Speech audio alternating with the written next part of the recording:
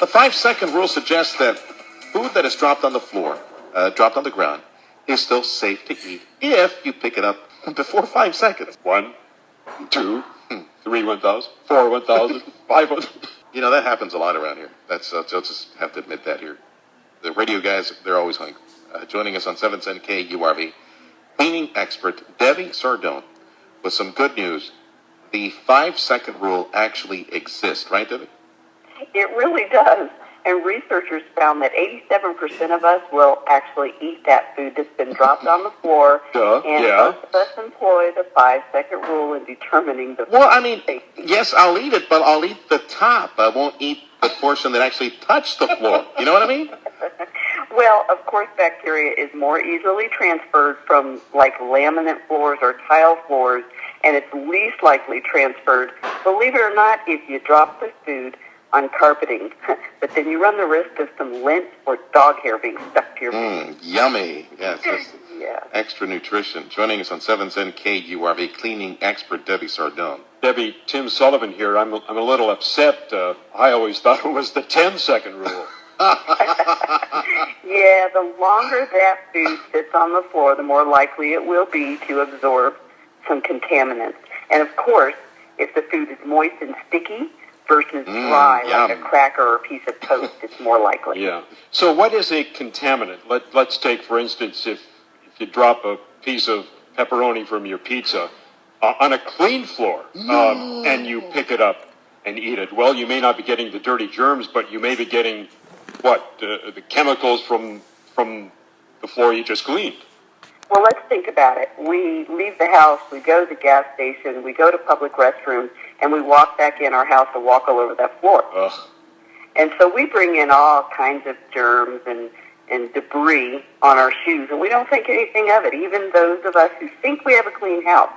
So the 5-second rule is really important, especially if you're dropping something that's wet and sticky. Obviously, this 5-second rule does not apply to cruise ships, because people are always getting sick on those things. You know, I'm already paranoid about picking food up off the floor, but most people aren't.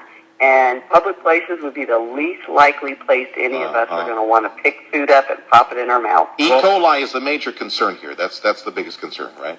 It is. E. coli and salmonella have been found on people's floor. And believe it or not, we might not think anything of dropping a piece of fruit in the sink and then eating it. Yeah. But your sink is a harbinger of germs and really needs to be cleaned with bleach water. That is a very good point. Okay, so if you bleach it, if you throw some Clorox in there and clean it up, you should be fine, right? You really should be. That sink can be actually dirtier than your kitchen floor. So I would rinse the fruit off before popping that in my mouth. That happens pretty often. Boy, it sounds like what I'm learning here is that if you drop anything into the sink or on the floor, you don't pick it up and eat it, no matter how long it's been there. Well, the wetter and the stickier it is, for sure. That principle does hold. You can get away with it with dry products like crackers and just dry foods, but better safe than sorry. Yeah. Throw it away if you're in doubt. Yeah. And this, again, going back to the sink issue, which I never even thought about. You drop some grapes or a celery stick or, something in there. Is it possible that even if you rewash it, you still will not remove any E. coli or any other stuff that's on there?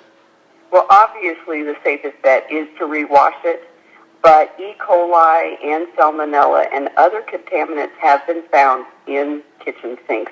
So the best prevention is to make sure you keep your sink clean and don't leave food sitting overnight in that sink. How often should you clean it? Should it be daily? Should it be weekly with bleach? I mean, because this stuff I would imagine, it's noxious. It might even be corrosive to some pipes. Yeah, you can't overdo it. Obviously, there's nothing wrong with spraying a little bit of bleach in your sink every night before going to bed. But it also depends on what you've been cleaning in your sink. If you've been rinsing raw chicken meat in your sink, by all means, you need to bleach that sink out before washing fruits and vegetables. And the counter and anywhere else where that raw chicken was sitting. Exactly. We can't see those drippings, but the E. coli and all of the other bacteria is still lurking. Good point. Hey, Debbie, thank you much. Debbie Sardone, cleaning expert, joining us on 710 KURV.